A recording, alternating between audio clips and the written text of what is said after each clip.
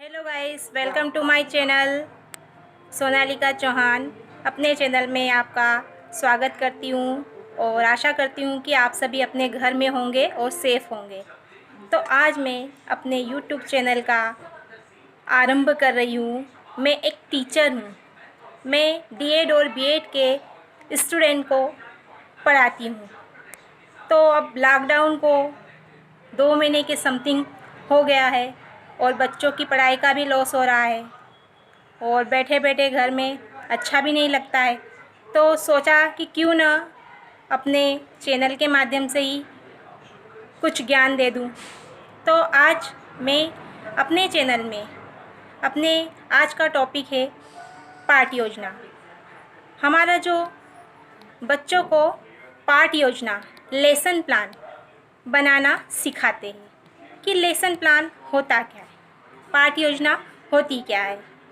तो पाठ योजना के अंतर्गत यहाँ पर बच्चों को पहले से ही एक पाठ को योजनाबद्ध तरीके से तैयार करना होता है। बीएड में एक बाकायदा टीचर बनाने की ट्रेनिंग दी जाती है कि एक टीचर के अंतर्गत क्या क्या गुण होने चाहिए।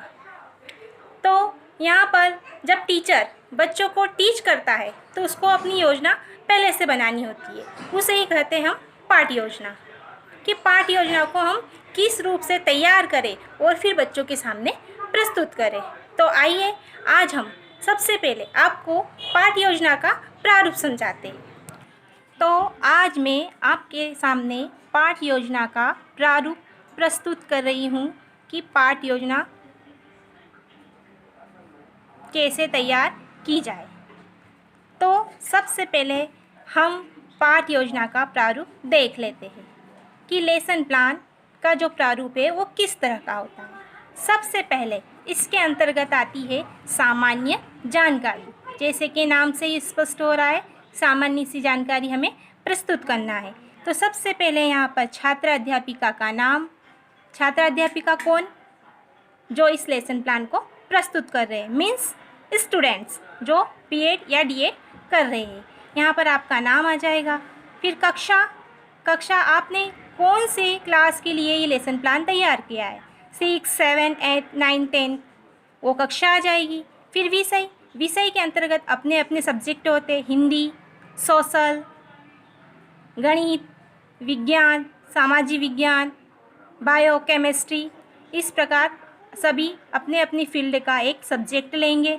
विद्यालय, आप यहाँ इसे जहाँ भी प्रस्तुत करने वाले हो वो विद्यालय आ जाएगा। फिर दिनांक, किस दिनांक को आप प्रस्तुत कर रहे हो, कालांश, किस लेक्चर में आपने इसे प्रेजेंट किया, और अवधि। बाकायदा जो ये पाठ योजना होती है वो 40 मिनट की होती है, मतलब एक लेक्चर पूरा, यहाँ पर वो अवधि आ जाएगी। फिर हम आते हैं प्रकरण पर कि प्रकरण क्या होता है। तो प्रकरण जिस सब्जेक्ट के बारे में हम समझाने वाले हैं या पढ़ाने वाले, उसी सब्जेक्ट से एक टॉपिक हम उठाकर यहाँ रख लेंगे। जैसे मैं हिंदी की टीचर हूँ तो प्रकरण में यहाँ पर संज्ञा ले लेती हूँ। संज्ञा आगे आप जिस भी सब्जेक्ट के हो उस संबंध से आप यहाँ पर एक टॉपिक ले सकते हो। फिर सेकेंड पोजीशन पर यहाँ पर आते हैं सामान्य उद्देश्य हिंदी शिक्षण के। अभी मैं आपके सामने हिंदी शिक्षण का प्रस्तुत कर रही हूँ। हर शिक्षण के अलग अलग उद्देश्य होते हैं। जैसे हिंदी शिक्षण के सामान्य उद्देश्य को 4 भागों में बताया गया है, ग्रहात्मक, अभिव्यंजनात्मक, सृजनात्मक और सराहनात्मक। ये 4 उद्देश्य होते हैं सामान्य। इन चारों उद्देश्य के अंतर्गत हमको 2 से 5 उद्देश्य लिखने होते हैं। फिर हिंदी को 3 भागों में बटा है, व्याकरण, गद्य और पद्य। तो यहाँ पर व्याकरण, गद्य और पद्य तीनों में अलग अलग उद्देश्य रहते हैं। व्याकरण का यदि हम लेसन प्लान बना रहे हैं तो ज्ञानात्मक, कौशल और अभिवृत्ति। गद्य का बना रहे हैं तो ज्ञान, कौशल, रुचि और अभिवृत्ति। और पद्य का बना रहे हैं तो ज्ञान, कौशल, रुचि और अभिवृत्ति। ये दोनों सेम है, लेकिन व्याकरण में एक कम हो जाता है। ठीक, आगे जाते हैं, आता है विशिष्ट उद्देश्य कि हम जो लेसन प्लान बनाने वाले हैं वो किस उद्देश्य बना रहे हैं। जो सामान्य उद्देश्य से हमने उसको बना लिया, लेकिन हम बच्चे से अब क्या प्राप्त करेंगे उसी को हम बोलते हैं विशिष्ट उद्देश्य। तो विशिष्ट उद्देश्य को हम ब्लूम टेक्नोलॉजी के हिसाब से 6 भागों में बांटते हैं। ज्ञानात्मक, बोधात्मक, प्रयोगात्मक, विश्लेषणात्मक, संश्लेषणात्मक और मूल्यांकन, ये हो गए। इसी के अंतर्गत भी हमें 2-2 उद्देश्य लिखने होंगे। फिर हम आगे बढ़ते हैं तो इसमें अगली हेडिंग आती है शिक्षण सहायक सामग्री। शिक्षण सहायक सामग्री, जब हम पढ़ाते हैं तो पढ़ाने के साथ साथ हमें किन किन सामग्रियों की आवश्यकता होती है। उदाहरण के तौर पर चाक, डस्टर, बुक वगैरह जिस भी सामग्री से हम पढ़ा रहे हैं वो हो गई शिक्षण सहायक सामग्री। आगे आती है शिक्षण विधियाँ।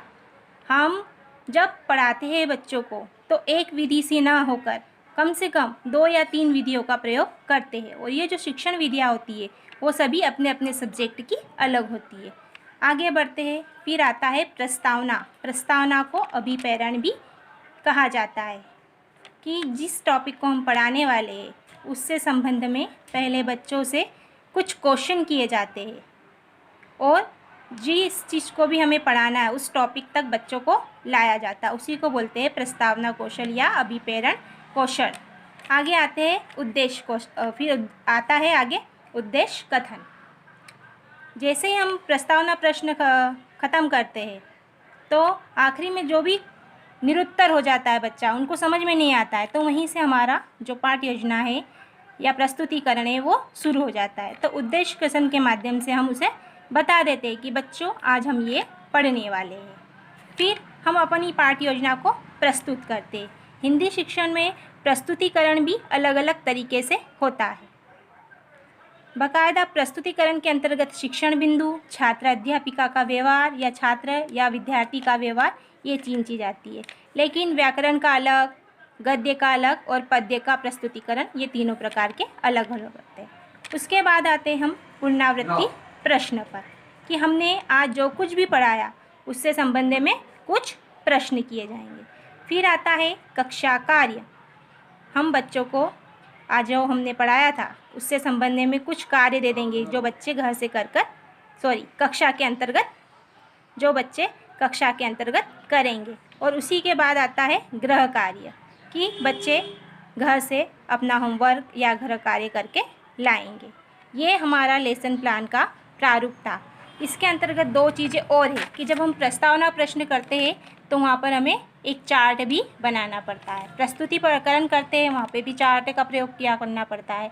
और जब प्रस्तुतिकरण खत्म हो जाता है तो वहाँ पर एक श्यामपट्ट, जिस प्रकार हम कक्षा में बोर्ड पर लिख लिख के समझाते, ऐसे ही अपनी कॉपी में एक ब्लैक बोर्ड बनाना होता है। तो ये आज हमारा लेसन प्लान का प्रारूप था। आई होप आपको समझ में आया होगा, और यदि कुछ भी दुविधा है या नहीं समझ में आया तो आप मुझसे क्वेश्चन कर सकते हो। Thank you. यदि आपको मेरा आज का टॉपिक अच्छा लगा हो तो प्लीज़ मेरे चैनल को लाइक और सब्सक्राइब करना ना भूलें।